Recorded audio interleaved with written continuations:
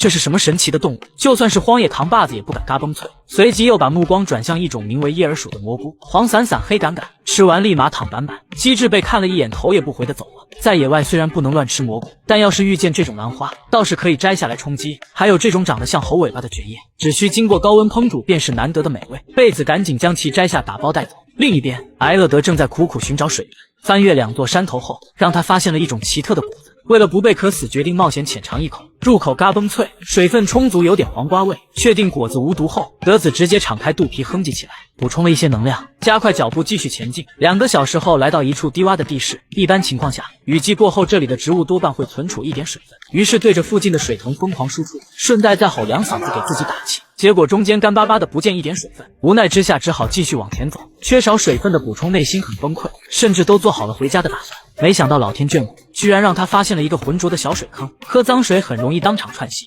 所以选择在附近挖一个坑，经过沙土的过滤，危险系数会降低很多。在等待泥水静置的时间里，德子赶紧到附近搜集装水容器，不成想几个塑料瓶被他捡了，立马返回水坑盛水。混杂着泥浆的水看起来像奶茶，虽然喝着塞牙，但能很好的补充水分。打包好足够的淡水后，德子本以为这几天能够舒服的度过，结果没走几公里就发现了一条清澈的小溪，刚才那么多泥浆水岂不是白喝了？郁闷的秃头人赶紧扑进水里洗个冷水澡，没想到这一跳居然还有意外收获。为了抓住水里的小鱼，利用之前捡到的瓶子制作成捕鱼陷阱，接着再抓几只蚂蚁当作诱饵，就可以把陷阱放进小溪里等待。而贝子那边恰好也看中了水中的鱼饵，但他的方法可比德子高级多了，打算制作一把长弓来捕鱼。先在地上选取一根硬度适当的木材，去除表面腐朽的残渣，让其变得光滑，然后在2端凿出凹槽，用来固定弓弦。皮塔棕的叶子是天然的纤维，可以用来制作弓弦，把2边的尖刺削掉，撕成细细的小条，最后再将这些细条编织成绳，只需系在弓身的2端的凹槽，就得到了一张精美的长弓。至于箭支，则是挑选了一根细长的木头把头部削尖。有合适的工具，贝子立马自信地开启了狩猎模式。他的目标是水虎鱼，虽然这种鱼的肉质鲜美，但速度也很快，导致贝子出师不利，第一箭成功落空。耐心瞄准3分钟后，成功击中一条水虎鱼的背部。瞧瞧这锋利的牙口，要是聚集个几百条，便可轻易撕碎猎物。有了成功的经验，很快捕获了足够的蛋白质。接下来开始烹饪，在丛林里收集些木头，搭建出一个简易的灶台，把之前采摘的蕨叶放进水杯里煮熟。水虎鱼则是用叶子包裹起来烘烤，等待半个小时，熟透的鱼肉香味扑鼻，将其和蕨菜一起放在芭蕉叶上摆好。先来上一口蕨叶，黏黏的嚼劲十足，接着把目光放到水虎鱼身上。虽然生前看起来十分凶猛，但烤熟后的肉质异常鲜美。蕨菜搭配着鱼肉，荤素搭配，营养均衡，蛋白质不知是牛肉的多少倍。享用完是时候找个地方过夜了。德子这边正在为生火而忙碌着，弓钻是摩擦生热最有效的工具，可即便如此，也足足花费了2个半小时才摩擦出火星。放进火绒里，轻轻一吹，火焰便冒了出来。在寻找柴火的时候，他眼珠子一转，打起了棕榈坚果的主意，摘下一颗美美的吃了起来，随即前去查看捕鱼陷阱。第一个里面就有收获，是条拇指大小的鲶鱼。第2个里面也有收获，成功收获3条小鲶鱼，返回营地丢进火堆炙烤。等熟透后，本来就少的肉还烤缩水了，忍痛来上一口，味道却出奇的鲜美，就连鱼刺都是酥脆的。另一边，贝子看中了一个山洞，他打算渡河到里面过夜，可这里的水流太湍急，只能做一个渡河的长梯，砍下2根竹子当做框架，利用坚韧的藤蔓代替绳子，将劈开的木棍做成横撑，防止打滑。左3圈右3圈，很快长梯就大功告成，使出吃奶的劲将其推到对面的石头上。没想到砸下去的瞬间，梯子立马散架，3个小时的努力化为泡影。贝子欲哭无泪，不想夜晚冻死，只能苦笑着去收集生火材料，要赶在大雨来临前升起火堆。可天不随人愿，潮湿的雨林环境下让他死活生不起火，无奈只好把干草塞进衣服里，防止热量流失，狼狈的度过这个夜晚。另一边，德子舒服的睡了一个好觉，早上起床精力充沛，兴致勃勃地削了一根锋利的箭头，然后扯下背包上的松紧带，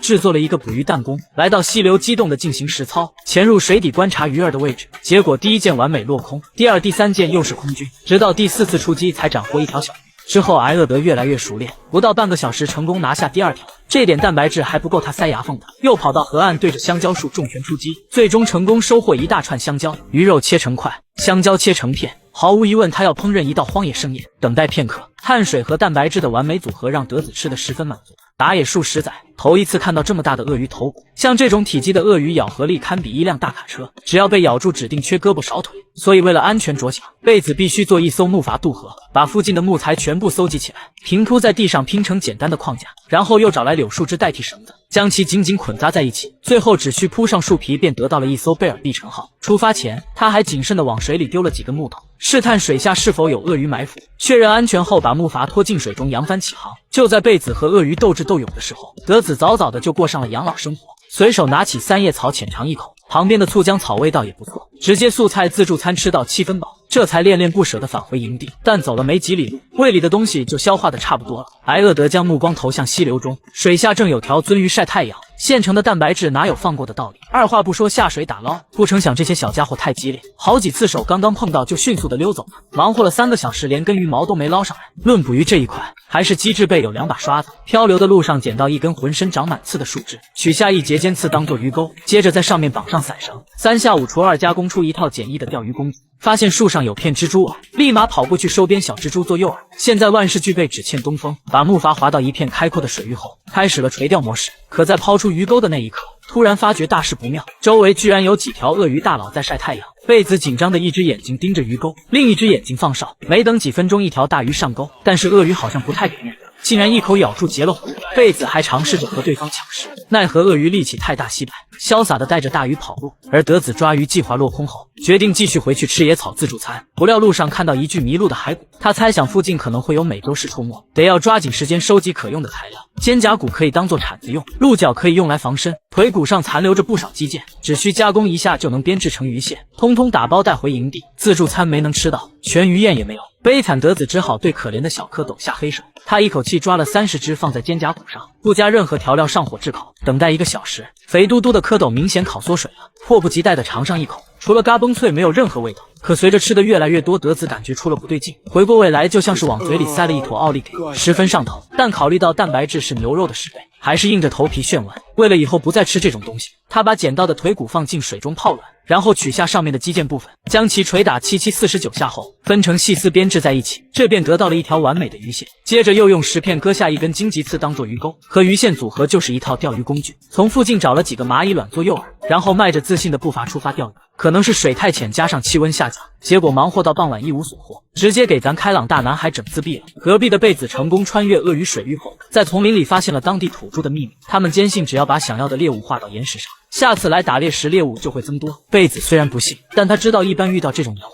距离水源和蛋白质不远了。果然才走了几百米，一条清澈的河流出现在眼前，立马跳下去给脑瓜子降降温，接着再拿出水壶将其灌满，爬上岸继续沿途寻找今天的晚餐。怎料刚走几步，发现水下有辣条的身影，打野专家人狠话不多，跳下去一把抓住尾巴。有了食材，美滋滋的回去准备大餐。贝子打算钻木取火，将树枝打磨光滑当做钻杆，底座挖出凹槽方便保留火种。准备好后，快速的搓动钻杆，这是个考验耐心的活。经过2个小时的努力，火种被摩擦出来，放进火绒里轻轻一吹，熊熊烈焰成功冒出，将辣条丢进去炭烤。在等待蛋白质大餐的期间，他又外出寻找制作床铺的材料。这是一棵白千层树，树皮具有防腐和抗菌的作用，是当地土著搭建帐篷的首选材料。返回时顺便又捡了一些木头，将木头整齐地架在岩石上，上面铺上白千层树皮，这就得到了一张舒服的大床。忙活完一切后，炭烤辣条也新鲜出炉了，外皮烤得十分酥脆，直接抱起来啃上一口。好家伙，这辣条估计有些年头了，比牛皮糖还有嚼劲。贝子吃着蛋白质，睡着温暖的大床，不知比德子快活多少倍。可怜的他出门期间3天饿9顿，